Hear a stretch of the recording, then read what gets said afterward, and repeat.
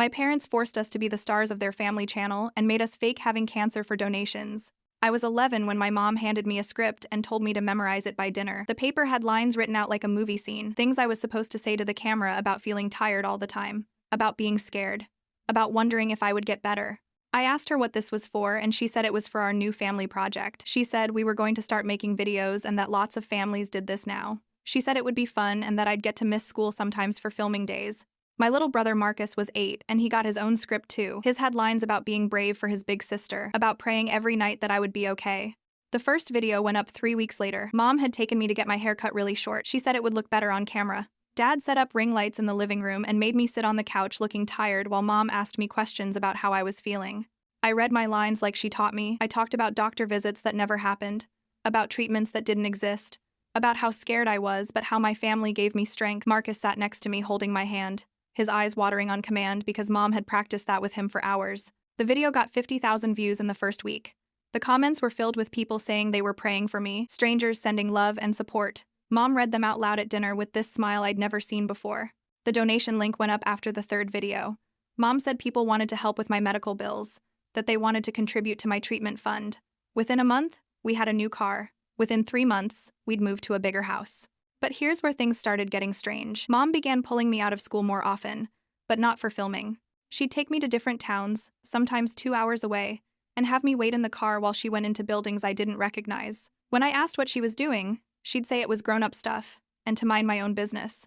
Dad started getting packages delivered to a P.O. box instead of our house. Heavy boxes that he'd carry straight to the garage and lock inside. Marcus told me he tried to peek once and Dad screamed at him so loud the neighbors came outside. The videos kept coming. Every week, Mom would write new scripts about my fake condition getting worse, then better, then worse again. She coached me on how to look pale, how to move slowly, how to make my voice sound weak. She bought makeup that made dark circles under my eyes. The comment section became my whole world. Thousands of people checking in on me, sending virtual hugs, telling me I was an inspiration. Some of them sent gifts, stuffed animals and blankets and cards signed by entire classrooms of kids I'd never meet. I started having nightmares about getting actually sick. Like somehow by pretending, I was making it real. I told Mom I wanted to stop and she grabbed my arm so hard it left bruises. She said I didn't understand what was at stake, that I was being selfish, that everything good in our lives depended on me doing my part. Marcus changed too. He stopped playing with his friends and spent hours watching our videos on repeat, studying his own performance. He'd critique himself at dinner, saying he needed to cry more convincingly, that his timing was off. 6 months in, I noticed Mom was using different names. On the phone, she'd introduce herself as Linda or Patricia or Dawn. She had 3 different cell phones in her purse and I never knew which one would ring. Dad stopped going to work entirely but money kept appearing. Then I found the folder on Mom's computer. She'd left it open one night while she was in the shower. There were spreadsheets tracking donation amounts from dozens of different platforms. Not just ours. There were links to other channels, other families, other sick kids. The photos in the folder made me sick. Children I didn't recognize, all of them looking thin and tired and scared. Some of the faces had been edited, hair removed digitally, skin made paler, eyes made sadder. I scrolled down and found a messaging app open. Conversations between my mom and people I'd never heard of. They were discussing something called the network, talking about rotating stories, about which illnesses generated the most sympathy, about how to avoid detection. One message said the inspection was coming, and everyone needed to clean their digital footprint. Another mentioned moving operations to a different state. A third had an attachment I was too scared to open. I heard the shower turn off and quickly minimized everything, but my hands were shaking so bad I could barely move the mouse. I went to my room and lay in bed staring at the ceiling, trying to process what I'd seen. We weren't just a family faking illness for money. We were part of something much bigger, something organized, and my parents weren't running it. The next morning, a black SUV parked across the street from our house. It sat there for 3 hours. Mom noticed it too, and her face went completely white. She told us to stay away from the windows. She made 4 phone calls in 15 minutes, speaking in a voice I'd never heard her use. That night, she woke me and Marcus up at 2 a.m. and told us to pack 1 bag each, only essentials. No electronics, no phones. We had 5 minutes. I asked where we were going and she said somewhere safe. I asked safe from what? She looked at me with genuine fear in her eyes and said the people who ran the network had found out someone was talking to investigators, and they thought it was us. Because the rest of the story is on my channel or linked below. The car speeds through the darkness, headlights cutting through rain that started falling an hour after we left. Mom's knuckles are white on the steering wheel, her eyes constantly flicking to the rearview mirror. I'm in the back seat with Marcus, who finally fell asleep against the window. his face puffy from crying. I can't sleep. Every set of headlights behind us makes my heart race. Every black vehicle we pass makes me sink lower in my seat. I'm watching for those black SUVs, the ones that had been parked across from our house, the ones Mom is running from. Are they following us? I whisper, careful not to wake Marcus. Mom glances at me in the rearview mirror. I don't think so, but we can't be too careful. We've been driving for almost 4 hours. My watch says it's nearly 6 a.m., and the sky is starting to lighten at the edges. Mom pulls into a gas station, parks at the pump farthest from the building. Stay in the car with your brother. Lock the doors, she instructs, grabbing her purse. Don't talk to anyone. I watch her walk into the convenience store, then disappear into the bathroom. When she emerges 20 minutes later, I almost don't recognize her. Her long blonde hair is now short and brown, cut unevenly like she did it herself with dull scissors. She's wearing different clothes, a baggy sweatshirt and jeans I've never seen before. Back in the car, she tosses a plastic bag onto the passenger seat. We need to switch vehicles. There's a place about 30 minutes from here. Why did you cut your hair? Marcus asks, now awake and rubbing his eyes. We need to look different for a while, Mom says, her voice gentler than it's been all night. It's like playing dress-up, but for grown-ups. The abandoned parking lot is behind an old shopping center. 2 cars are waiting there, a rusty blue sedan and a man leaning against it. Dad. He looks terrible, like he hasn't slept in days. Quickly, he says, helping us transfer our bags to the blue car. The network has eyes everywhere. Traffic cameras, gas stations, ATMs. They're looking for your mom's car. What network? Marcus asks, but no one answers him. Dad hugs us both tightly, then pulls Mom aside. They speak in urgent whispers, Dad gesturing frantically, while Mom nods. I strain to hear fragments. Christine talking. FBI involved. They know. Dad's phone rings and he answers it, walking a few paces away. When he returns, his face is ashen. They're tracking my phone. I have to go another way, he says. I'll meet you tomorrow with everything. The evidence. He kisses Mom quickly. Be careful. And then he's gone, driving away in Mom's car while we climb into the blue sedan. Mom, what's going on? I demand once we're back on the road. What is this network? Why are we running? She's quiet for so long, I think she won't answer. Finally, she sighs. The network. It's a group of people who find families like ours, desperate families who need money. They approach you when you're at your lowest, when you've lost jobs, when you're about to lose your home. They offer a solution. Her voice catches. They teach you how to create stories that make people want to donate. You mean lie, I say flatly. She flinches but nods. Yes, they provide the scripts, the makeup, the filming equipment. They handle the donation platforms and distribution, and they take most of the money. But why would people do that, I ask? Because even the small amount they let you keep is more than you had before, she whispers. Because they convince you it's victimless, that insurance companies would charge the same anyway, that people want to feel good about helping. We drive in silence until we reach a small motel off the highway. Mom pays cash, using a name I've never heard before. The room smells like cigarettes and cheap cleaner, but it has 2 beds and thick curtains that block out the morning light. Marcus finally breaks down completely once we're inside, sobbing into a pillow. Why can't we go home? I want my room. I want my friends, he wails. I don't understand why we're running. I sit beside him, rubbing his back like Mom used to do for me when I was little. Marcus, remember the folder I showed you on my phone last week? The screenshots I took from Mom's computer? He nods, hiccuping through tears. Those people Mom and Dad were working with, they've been doing this for years. They've made millions from fake sick kids. Mom turns on the small TV, flipping channels until she finds a news station. There's a reporter standing outside a large office building, talking about a developing investigation into charity fraud. That's their headquarters, Mom says quietly. Someone named Christine started talking to the FBI last month. She worked in their accounting department. She has records of everything, all the families, all the donation accounts. And they think it was us? I ask, that we're the ones who talked? Mom nods. The leaders are paranoid. They've built this whole network on lies, and now it's falling apart. They're looking for someone to blame. Marcus has stopped crying, watching the TV with wide eyes. Are we in trouble? No, baby, Mom says, but I can tell she's lying. Dad's bringing evidence tomorrow that will help clear our names. He kept records of everything they made us do. I look at my mother, this stranger with chopped brown hair and fear in her eyes, and suddenly understand. My parents weren't masterminds. They were pawns, just like Marcus and me. Pawns in a game much bigger and more dangerous than I ever imagined. Get some sleep, Mom says, checking the locks on the door again. Tomorrow we figure out what to do next. But I can't sleep. I keep thinking about all those people who donated to my fake cancer treatment. All those kind messages from strangers who thought they were helping a sick child. All those families like ours, with children like me and Marcus, telling the same lies. And somewhere out there, people in black SUVs are looking for us, determined to keep their network of lies from falling apart. Dad doesn't show up at the meeting spot. We've been sitting in this dusty parking lot behind an abandoned Walmart for 2 hours, the sun beating down on the blue sedan that feels more like an oven with each passing minute. Marcus has gone from excited to bored to worried, while Mom keeps checking her watch and dialing Dad's burner phones. One after another, they go straight to voicemail. "Something's wrong," she whispers, more to herself than to us. Her newly chopped brown hair sticks to her forehead with sweat. He's never late. Not for something this important. Maybe he got stuck in traffic, I suggest, not believing it myself. Mom shakes her head. No, he would have called. She tries another number, then slams the phone down on the dashboard when it doesn't connect. We need to move. We've been here too long already. We drive to a gas station with a small attached convenience store. Mom tells us to wait in the car while she goes inside, but I notice her lingering by the small TV mounted near the register. Her face goes pale, and she practically runs back to the car. We need to find a place with a television. Now. 20 minutes later, we're sitting on the edge of a motel bed, staring at the small TV screen where my father's face fills the frame. The news ticker at the bottom reads, "Local man arrested in connection with nationwide charity fraud." Authorities took Robert Wilson into custody early this morning. Wilson is believed to be connected to a sophisticated network of fraudulent charities that have allegedly scammed donors out of millions by creating fake stories about sick children.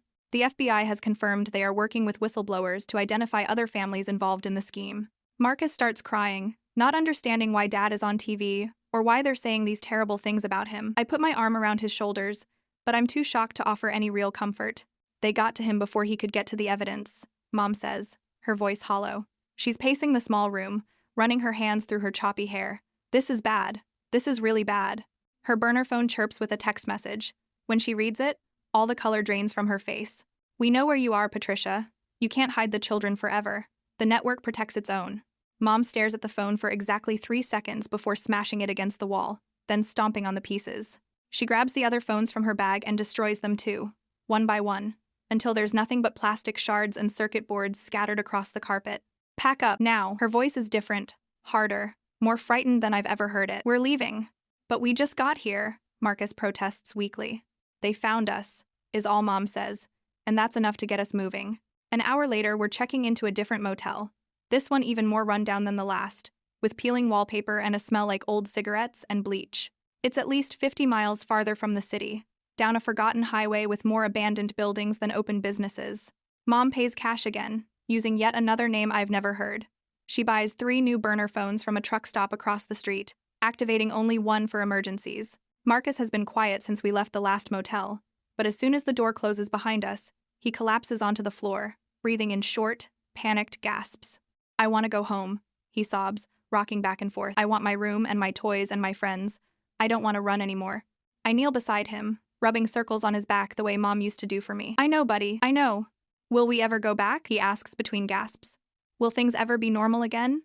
I look at Mom, who's checking the locks on the windows, but she doesn't answer. She doesn't know what to say any more than I do.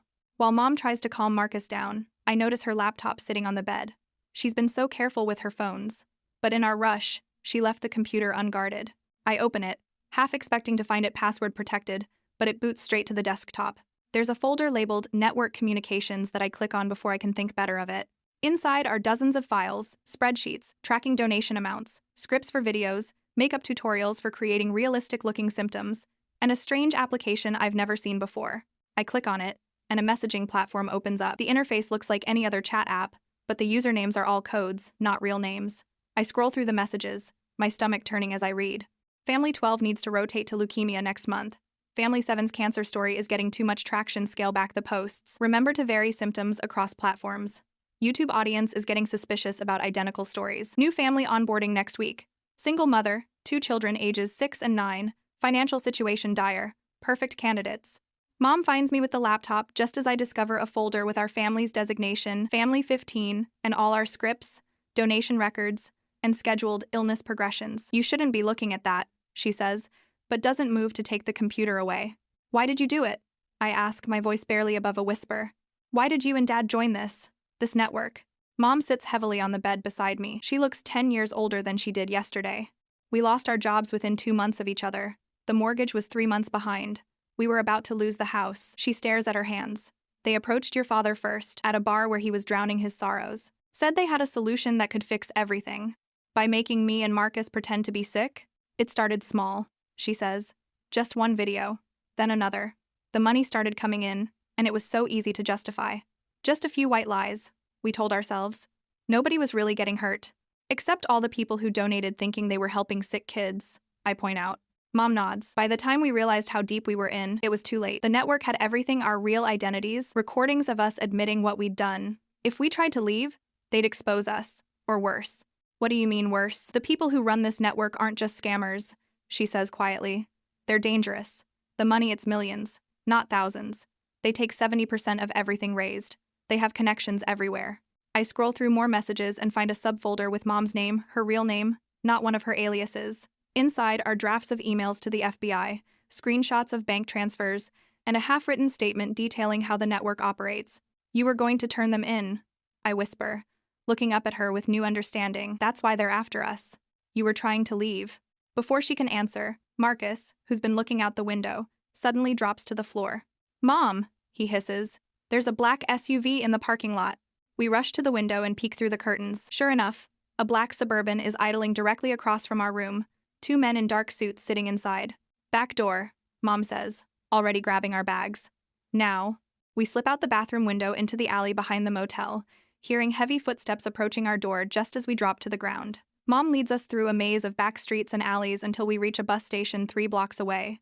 As we huddle in the shadows, waiting for the next bus to anywhere but here, I realize that running isn't just about escaping the network anymore. It's about surviving long enough to expose them before they silence us for good. I spot the black SUV first, pulling into the truck stop where we've been hiding in plain sight for the last hour. Mom is in the bathroom with Marcus, and I'm sitting alone at a sticky table near the window, watching raindrops race down the glass while picking at cold French fries. The men who step out aren't wearing the dark suits from the motel. Instead, they're in casual clothes, jeans and windbreakers, but something about their purposeful movement sets off alarm bells in my head. I slide down in the booth, heart hammering against my ribs as they scan the dining area. One of them locks eyes with me, and I know instantly that running isn't an option anymore. You must be Samantha, he says, sliding into the booth across from me. His partner remains standing, positioned to block the bathroom hallway. I'm Agent Richardson, FBI. He slides a badge across the table. I stare at it, not touching it, remembering all the network's warnings about fake law enforcement. We're not here to hurt you, he says, his voice low and steady. We're here to protect your family. You're not in trouble. Mom emerges from the bathroom with Marcus, freezing when she sees the men. Her hand tightens around Marcus's shoulder, and I can see her calculating escape routes. Patricia Wilson, Agent Richardson says, standing slowly. Or should I say Linda Mercer or Dawn Peterson? We have a lot to talk about. We're not going anywhere with you, Mom says, her voice shaking slightly. The network has people everywhere. In police departments, government offices. That's what they want you to believe, the second agent says. It keeps families like yours from seeking help. Marcus presses against Mom's side, eyes wide with fear. Nobody, Agent Richardson says, crouching down to Marcus's level. Your dad told us where to find you. Mom's expression hardens. Robert would never. He made a deal this morning, Richardson explains. In exchange for his testimony against the network leaders, we're offering your family protection. How do I know you're really FBI? Mom demands. How do I know the network didn't send you? Richardson nods like he expected this. Your husband mentioned you'd be suspicious. He said to tell you that the package in the blue box under the workbench was never part of the plan. Does that mean something to you? Mom's face changes, something like hope flickering across her features. Yes, she whispers. That was between us.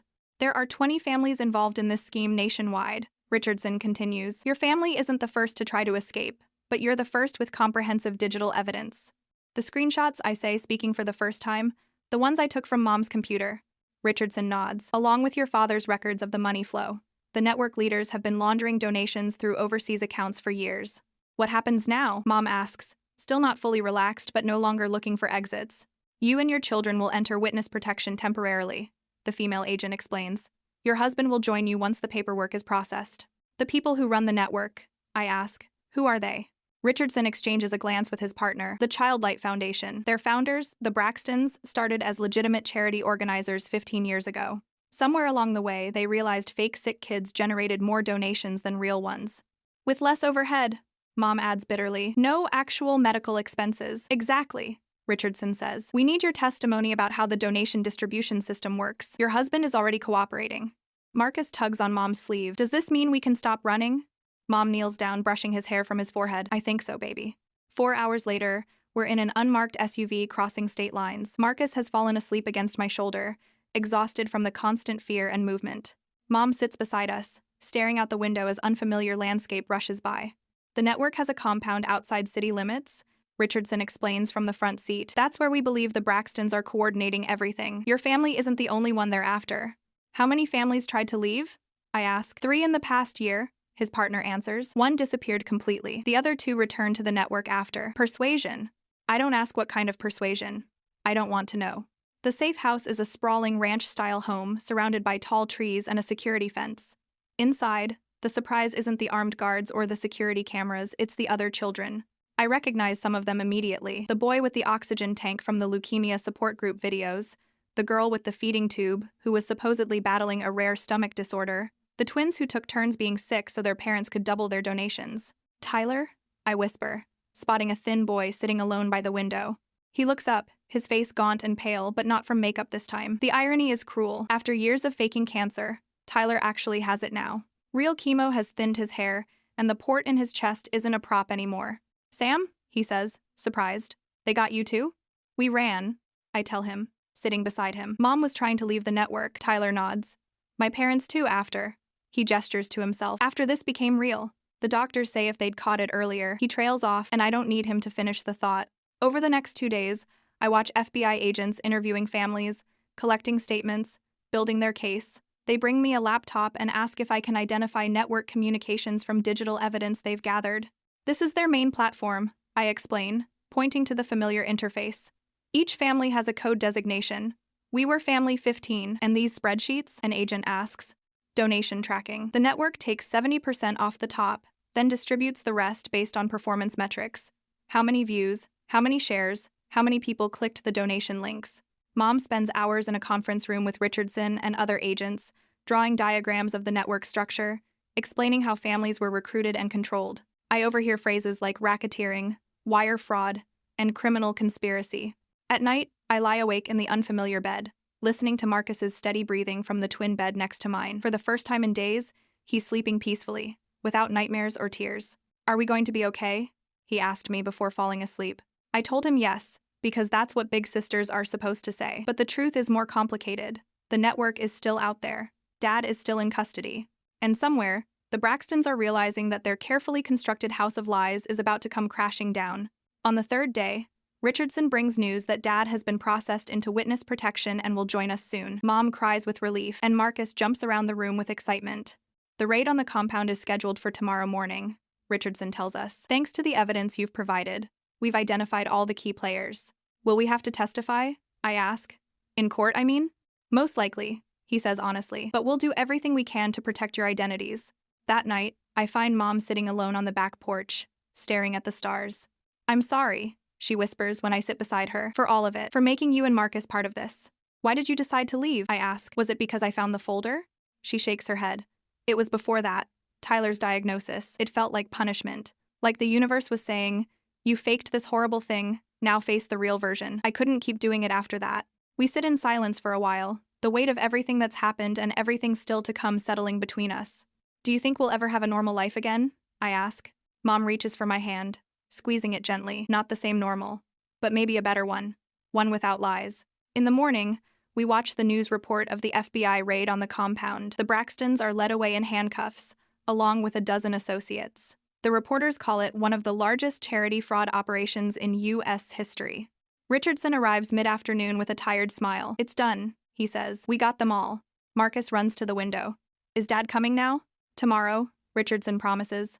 And then we'll start figuring out your new lives.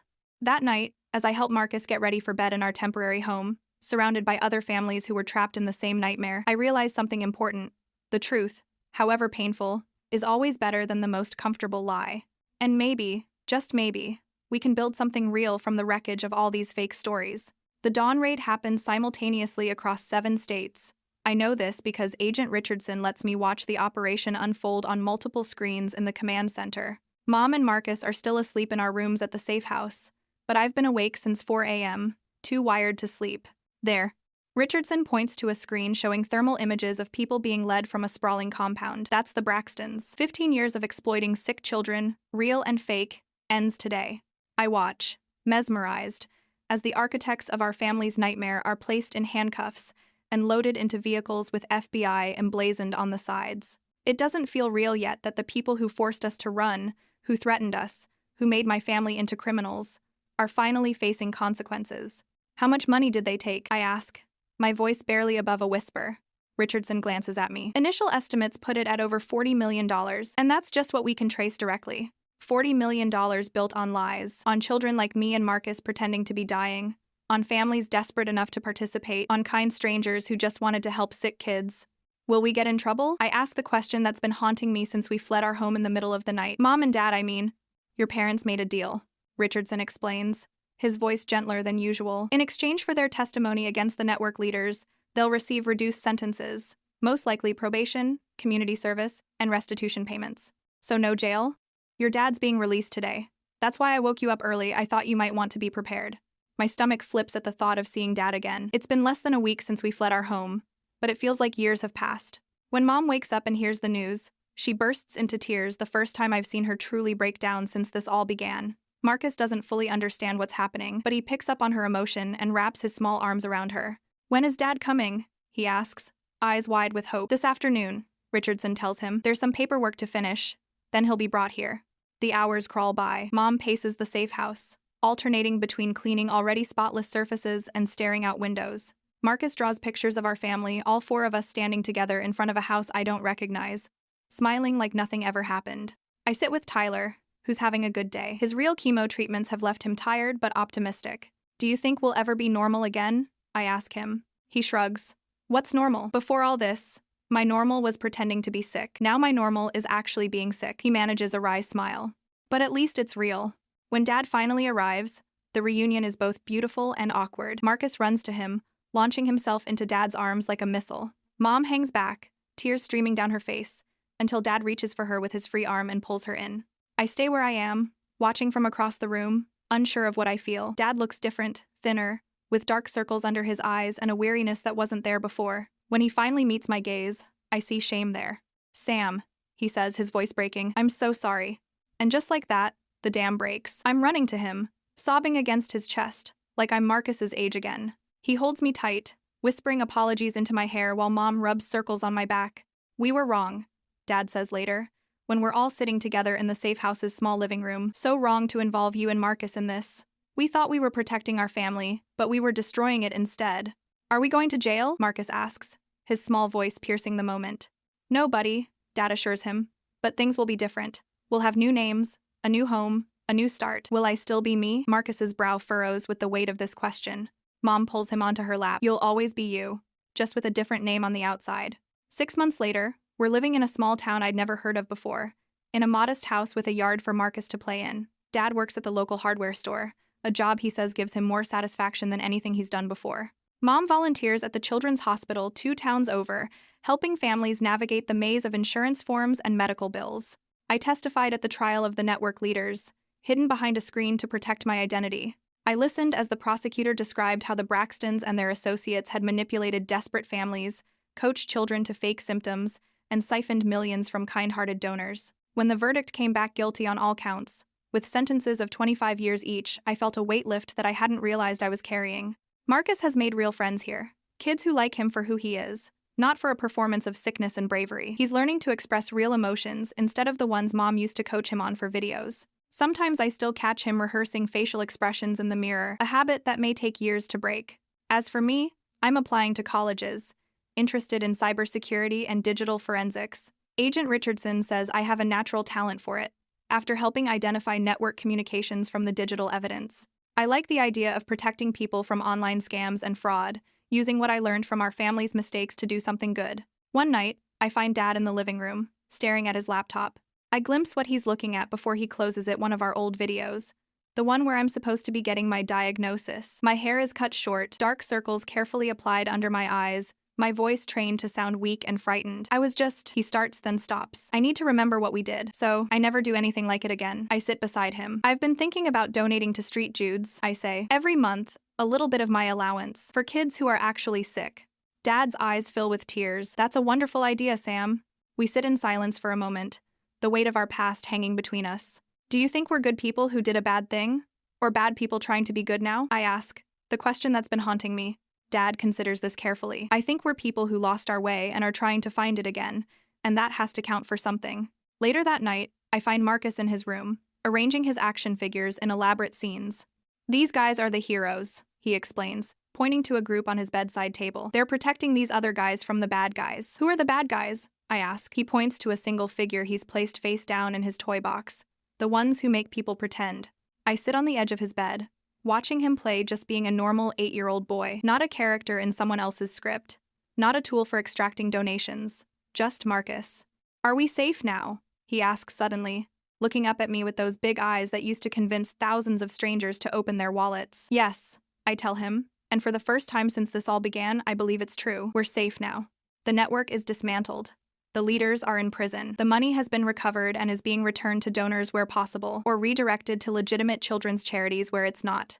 And our family, damaged but healing, guilty but forgiven, is learning what it means to live without lies, to be sick sometimes and healthy others, to struggle financially without resorting to fraud, to be normal, whatever that means.